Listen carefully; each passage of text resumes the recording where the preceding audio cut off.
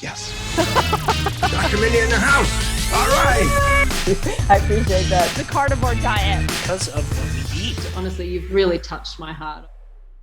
You know, the other day I was talking to my daughter and I caught myself in the middle of talking to her and I'm like, I was kind of nagging her. I'll just be really honest. I was like nagging her and I said something to her and I said, oh my God, I'm so sorry. I just sounded like my mom right now. I'm going to need to get off the phone. And then and she laughed and then I got off and I'm like, oh my God, like I'm turning into my mom.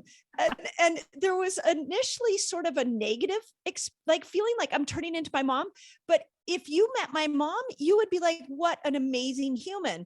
So what is it that and I hear a lot of people say this, like, do you have any insight of why we don't want to turn into our parents many times, even though there were so many gifts that they gave us? Yeah. You know what? I think we always, we hold our parents to a different standard than what we hold anybody else to, you know, I mean, from the time we're kids, we're like, you can't make a mistake. You told me to always do it this way. So you can't step out of line, you know? And so then when we do, or when you see your parents do it, it's like the reaction is just like how, you know, or super annoyed or, you know, so I just think we hold parents to our own parents to a different standard. Because to your point, Dr. Mindy, I bet your friends love your parents. And I bet everybody loves my parents. They're always like, your parents are so great. I'm like, ish. Yes. And it's because, you know, but if they weren't your parents, you'd be like, oh no, they're like so awesome. They're, you know? And so I think it's one of those just like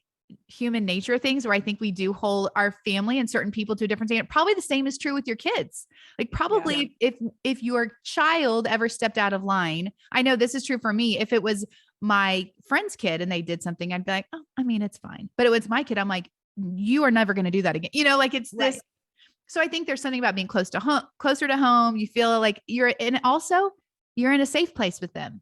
And I think sometimes that's almost like showing that like, this is my safe place. And I hear that all the time cause I've got young kids, like that's their safe place where they can act out. My kids are perfect angels at school. And I'm like, okay, that's great. But like, then why do they do this at home? You know, and if they're safe place, it's where they can just like let go and let loose. And, you know, but I think also as we get older, it's important to like, we're in charge of redirecting that narrative so that it's not a negative thing to turn into our mom or, you know, and I'm in that same place where I will have that same knee-jerk reaction. And I'm like, my mom's happily married. She's got 3 kids that love her and she's fulfilled and golfs 5 days a week and she's retired.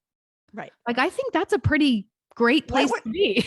Yeah. Why wouldn't I want to connect with an amazing woman like that? Yeah. What's wrong with that? You know? So I honestly think I love that you asked that question. Cause I think it's one of those things that for all of us, we could kind of check ourselves and be like, should we maybe not have that knee-jerk reaction? And I think it's probably a practice all of us could probably get better at, but I also think it's super natural. And, you know, I think everybody does it.